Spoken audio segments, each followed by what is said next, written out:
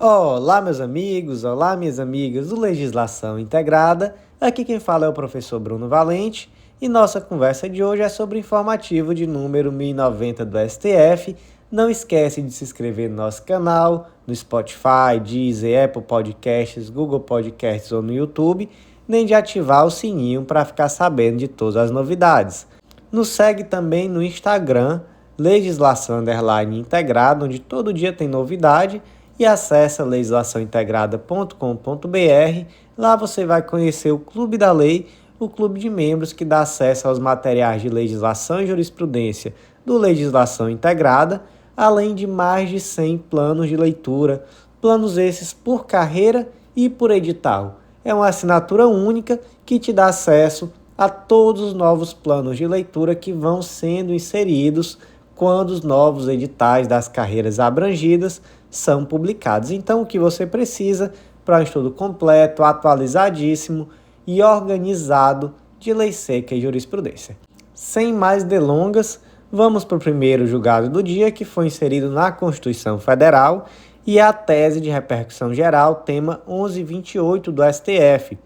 É inconstitucional dispositivo de Constituição Estadual que permite transposição, absorção ou aproveitamento de empregado público no quadro estatutário da administração pública estadual, sem prévia aprovação em concurso público, nos termos do artigo 37, inciso 2 da Constituição Federal.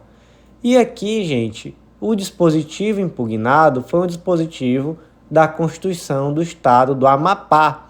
O artigo 65A da Constituição do Estado do Amapá prevê que, em caso de extinção, fusão, incorporação ou transferência de propriedade para iniciativa privada ou para a União, de empresa pública ou sociedade de economia mista, que tenha sido constituído à época do extinto território federal do Amapá, o empregado que tenha ingressado mediante prévio concurso público no quadro de pessoal de qualquer dessas pessoas jurídicas ali elencadas, ele poderá, mediante opção, ser aproveitado no quadro pessoal da administração pública estadual nos termos da lei.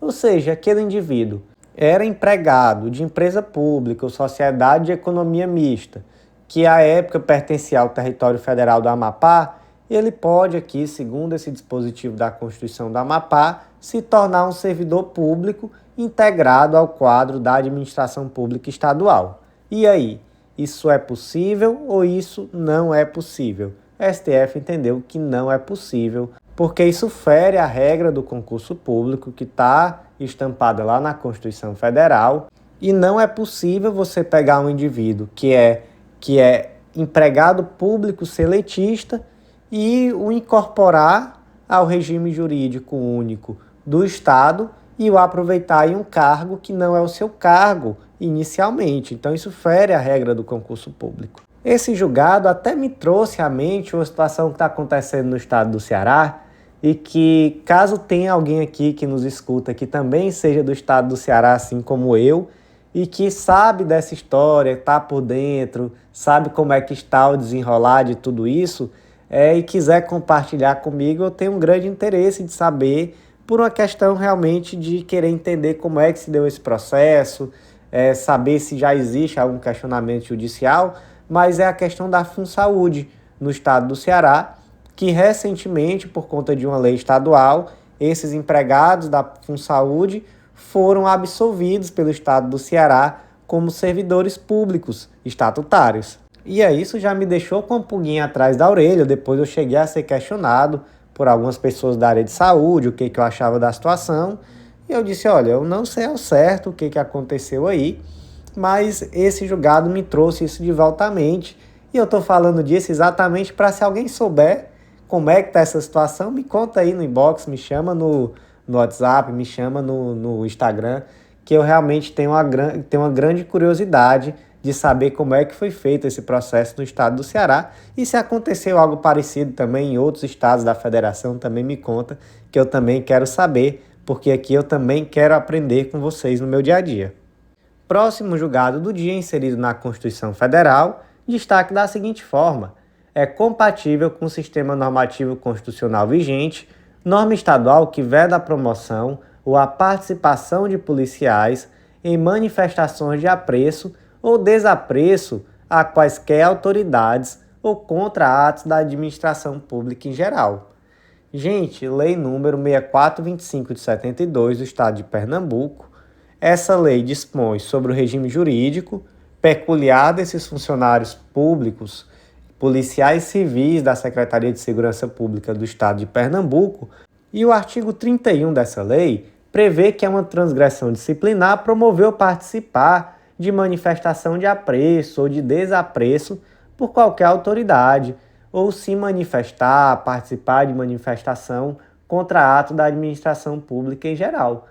E aí veio a questão, isso é constitucional ou não? E o STF entendeu que sim, isso é constitucional. Por que isso é constitucional? Porque, segundo o STF, o regime de hierarquia e de disciplina das organizações policiais acaba fazendo com que, de fato, em alguns momentos seja necessária uma ponderação entre a liberdade de expressão desse policial e essa necessidade de manutenção de uma ordem hierárquica e disciplinar. Então, muitas vezes, acaba que prevalece exatamente essa necessidade de manter a hierarquia e a disciplina por uma questão, inclusive, segundo decidiu o STF, de segurança pública. E o STF, inclusive, se valeu de uma interpretação do artigo 5º, inciso 16 da Constituição Federal, no sentido de que, o que o artigo 5º, 16 fala? Que todos podem reunir-se pacificamente sem armas em locais abertos ao público, independentemente de autorização, desde que não frustrem outra reunião anteriormente convocada para o mesmo local, sendo apenas exigido prévio aviso à autoridade competente. E, gente, a autoridade policial é uma autoridade que, por sua própria natureza, anda armada. E anda armada por uma questão de segurança. Então, além de ter a questão da hierarquia, ter a questão de todo um regime disciplinar que lhe é próprio, temos que ter em mente que não é possível uma manifestação no Brasil de pessoas armadas. Então, isso também é uma situação que de fato chama a atenção. Então, esses foram os principais argumentos dessa decisão e eu quero saber sua opinião. Isso aqui com certeza divide opinião demais. Me conta aí o que você acha, que eu tenho muita curiosidade também de saber qual é a sua opinião sobre esse assunto.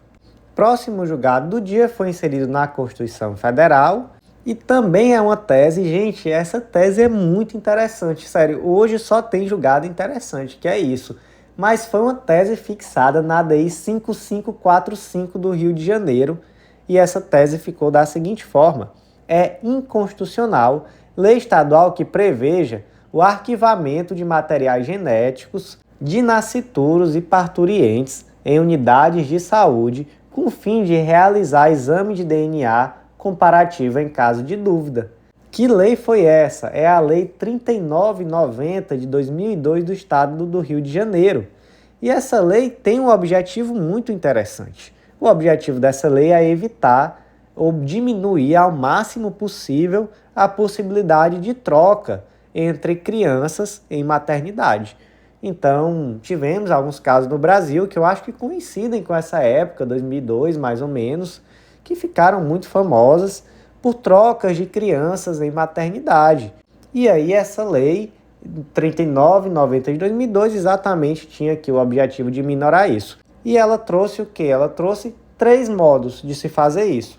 Então ela disse, olha, você, para poder evitar essa troca de crianças na maternidade, vai ser obrigatório utilizar a pulseira de identificação numerada para mãe e filho na sala de parto. Legal, né? Todo sentido.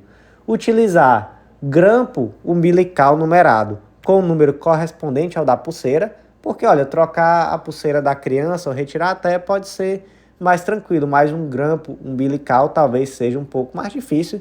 Até aqui, massa. Até aqui são duas previsões que ninguém vai questionar. Mas a terceira previsão trouxe polêmica. Utilização de kit de material genético de todas as mães e filhos ali internados coletados na sala de parto para arquivamento na unidade de saúde à disposição da Justiça. Aí as pessoas já olham e dizem, opa, calma, material genético, gente, é dado sensível, é dado extremamente sensível. Inclusive está lá na Lei Geral de Proteção de Dados, isso hoje, né, em 2002, ninguém lá sabia o que era proteção de dados, ninguém lá falava ainda sobre isso, hoje em dia é só o que se fala, né? Mas, gente, vamos lá, vamos pensar aqui primeiro. Essa medida de colher material genético é uma medida que realmente é necessária com o objetivo de evitar a troca de bebês? Não é tão necessária assim, né? Porque o material genético pode ser colhido a qualquer tempo. Então, eu acho que trocou o bebê. E aí? E aí você colhe o material genético da mãe, colhe o material genético do bebê e compara. Pronto. Não é possível. Então, dessa forma já não faz muito sentido já de início fazer a coleta. E aí qual era o problema mais grave? É que dizia, olha, você vai colher e deixar à disposição da Justiça. À disposição da Justiça para quê? E aí acende o sinal de alerta, porque essa lei não determina de que forma esse dado vai ser tratado, armazenado, em que circunstâncias ele vai poder ser utilizado, e ele não traz nenhum mecanismo para poder impedir o comércio desse dado, né, a mercantilização desse dado ou perfilamento. Perfilamento, professor, sim, perfilamento, gente. Principalmente aqui, estado do Rio de Janeiro. Imagina se cada pessoa no estado do Rio de Janeiro, assim que nasce, já tiver seus dados genéticos armazenados para ficar à disposição da Justiça. E aí, com certeza, vai ter gente que vai dizer, massa, gostei dessa ideia. Mas, naturalmente, vocês devem entender que isso é algo muito sensível. Outros pontos também foram trazidos, como, por exemplo, possibilidade de discriminação genética de pessoa com doença congênita, porque a gente, na verdade, aqui não existia um mecanismo de proteção desses dados, não existia... E pela época mesmo, né, 2002, realmente ainda não se falava tanto em proteção de dados, né? Então, provavelmente, se essa lei fosse feita hoje, ela seria feita diferente. Talvez continuasse inconstitucional, mas pelo menos ela iria trazer de uma forma mais clara, dentro daquilo que prevê a Lei Geral de Proteção de Dados, mecanismos claros de armazenamento, de tratamento desse dado, de sigilo e etc. Mas, da forma como veio lá no ano de 2002, né, sobretudo, de fato, é uma lei inconstitucional. Próximo julgado do dia, inserido no Código Penal Militar, destaque da seguinte forma: o artigo 166 do Código Penal Militar é compatível com o sistema normativo constitucional vigente, pois as restrições por ele impostas são adequadas e proporcionais quando consideradas as peculiaridades das atribuições militares e a singularidade de suas carreiras, que possibilita aos seus integrantes a submissão a regime disciplinar distinto do aplicado aos servidores públicos civis em geral.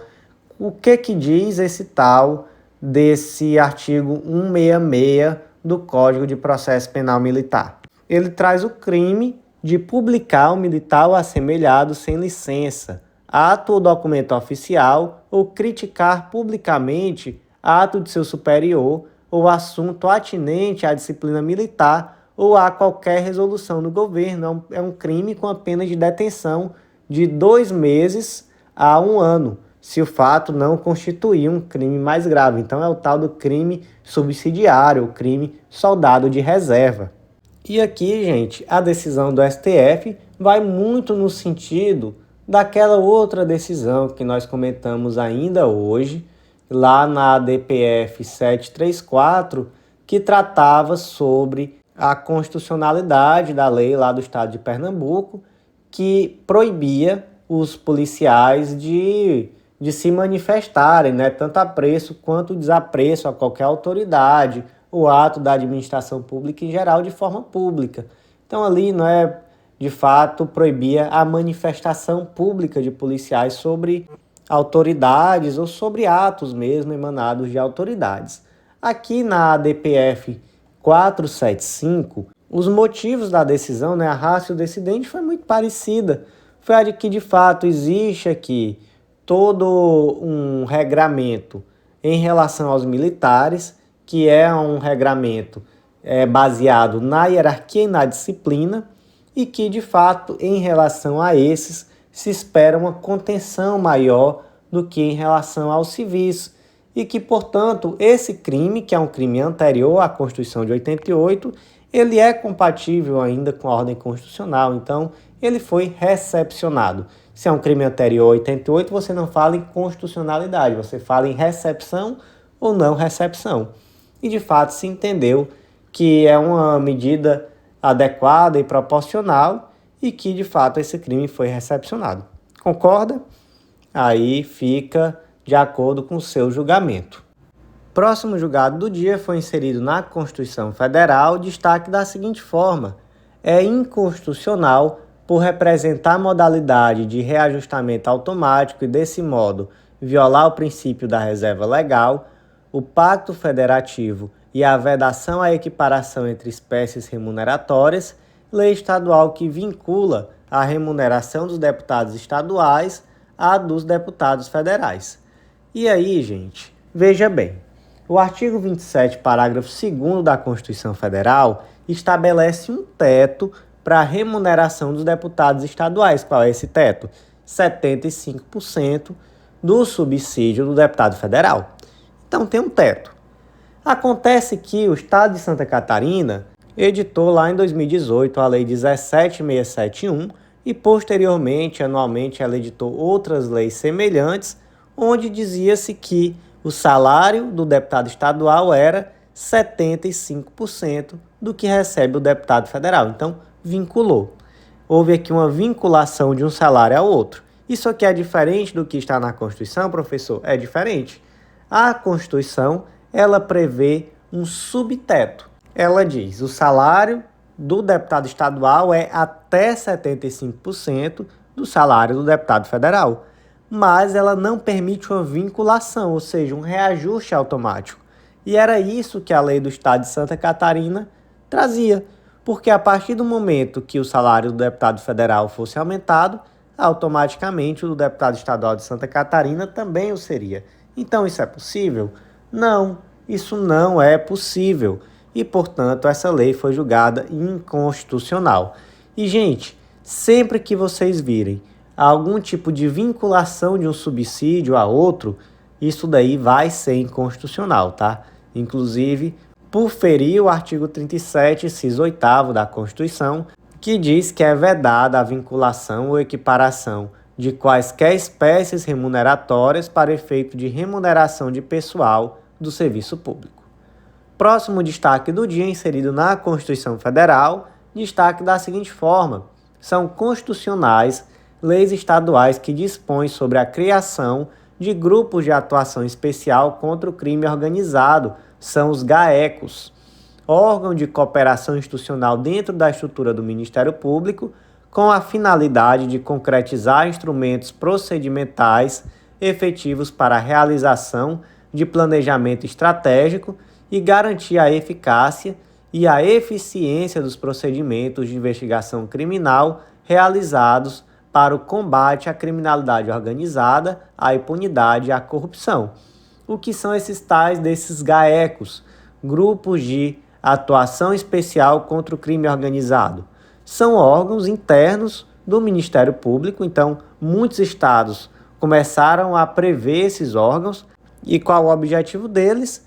É de fato ser um grupo focado em desarticular a organização criminosa. Então tem aqui um trabalho investigativo, um trabalho de parceria com polícias, com órgãos de segurança pública, etc. Inicialmente, muitos estados começaram a prever esses órgãos. Hoje, inclusive, o MPU também tem um grupo de atuação especial contra o crime organizado. E aí vem a pergunta, é constitucional isso? O Ministério Público pode ter esse tipo de grupo, esse tipo de órgão dentro do Ministério Público?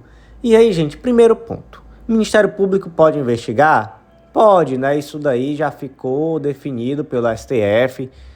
Para quem não lembra, alguns anos atrás houve um debate muito forte nesse sentido e o STF decidiu que, de fato, não é inconstitucional a possibilidade do Ministério Público investigar. Então, esse é o primeiro ponto. O segundo ponto, que traz também aqui um debate, é porque esse promotor de justiça que está vinculado ao GAECO, ele acaba tendo uma dupla hierarquia. Então ele faz parte de um órgão interno que faz parte do Ministério Público. Então ele, para todos os efeitos, ele está dentro de duas estruturas hierárquicas. Isso tem problema? Não, isso não tem problema também. Até porque ele não deixou de ser um promotor de justiça daquele estado. Ele simplesmente está ali vinculado ao GAECO, né, que é um órgão interno do Ministério Público e que, enfim, não há nenhum problema nisso. Então, perfeitamente constitucionais essas leis estaduais que prevêem esse tipo de órgão dentro do Ministério Público. Próximo julgado do dia inserido na Lei Geral das Eleições, Lei 9504 de 97, e é uma tese. Essa tese foi fixada nas ADIs 4513, 4542 e na ADPF 223 UDF. E a tese aqui fixada ficou da seguinte forma: em atenção aos princípios democráticos, da soberania popular e da centralidade dos partidos políticos no sistema proporcional, o parágrafo único do artigo 16A da Lei Geral das Eleições deve ser interpretado no sentido de excluir do cômputo para o respectivo partido apenas os votos atribuídos ao candidato cujo registro esteja indeferido sub júdice no dia da eleição, não se aplicando no caso de candidatos com pedido de registro deferido ou não apreciado. Então, gente, aqui uma interpretação conforme a Constituição e que é uma decisão bem polêmica também, digamos assim. O artigo 16A determina que o candidato cujo registro esteja sub júdice poderá participar de todos os atos relativos à campanha eleitoral, inclusive realizar horário eleitoral gratuito no rádio e na TV e ter seu nome mantido na urna eletrônica enquanto estiver sob essa condição, ficando a validade dos votos a eles atribuídos condicionados ao deferimento do registro por instância superior. Parágrafo único. O cômputo para o respectivo partido ou coligação dos votos atribuídos ao candidato cujo registro esteja sub júdice no dia da eleição fica condicionado ao deferimento do registro do candidato. Então vamos lá, como é que funciona aqui na prática? O indivíduo está sub júdice. Ele vai deixar de participar da eleição? Não, ele participa normal. Ele vai ter horário de TV, horário de rádio, o nome dele vai estar na urna, ele vai fazer campanha e ele vai ser eleito. Pode ser eleito, né? Ele vai receber os votos por sua conta e risco. Se depois ele for cassado, que pena, lamento, ele não vai poder tomar posse. Só que, gente, existem 3 tipos de candidatos com situação pendente que podem ser subjúdices. E nós devemos ter em mente que, claro, o candidato em si, especialmente aqui em uma eleição proporcional, ele estando subjúdice posteriormente o registro da candidatura dele sendo cassado, ele não vai poder tomar posse. Claro, em nenhuma hipótese. Foi cassado o registro, ele não vai poder tomar posse. Mas, gente, lembre-se que em uma eleição proporcional, o voto que esse candidato recebe não favorece somente a ele, favorece também aos demais candidatos do partido. E aí, por conta disso, é necessário diferenciar 3 situações distintas de candidato subjúdice. Tem aquele candidato subjúdice que ele teve o pedido de registro indeferido com recurso pendente. Esse é o primeiro caso, é aquele indivíduo que de fato está totalmente ali subjúdice mesmo. O registro dele foi indeferido e ele está ali com recurso pendente, enquanto esse recurso está pendente, ele foi candidato. Mas tem o contrário, tem um candidato que teve o registro deferido, mas tem um recurso pendente contra o registro dele. E aí, esse candidato ele tem uma situação muito diferente do primeiro. E tem também um terceiro tipo de candidato, o candidato que nunca teve o pedido apreciado. Então chegou o dia da eleição e não foi nem apreciado ainda o pedido de registro da candidatura dele. E aí, como é que fica a situação? Gente, segundo decidiu aqui o STF, em relação ao candidato que teve o registro indeferido e que tem um recurso pendente, os votos que ele recebeu realmente estão perdidos. Aí foi cassado posteriormente o registro da candidatura, já era. todos os votos que eles receberam não se aproveitam ao partido. Mas, por uma questão aqui de boa-fé, enfim, aquele candidato que ele tinha um registro deferido até o dia da eleição e aquele candidato que o registro não foi sequer apreciado até o pedido da eleição, aí os votos que eles receberam não vão poder aproveitar para ele, mas vão poder aproveitar ao partido. Por quê?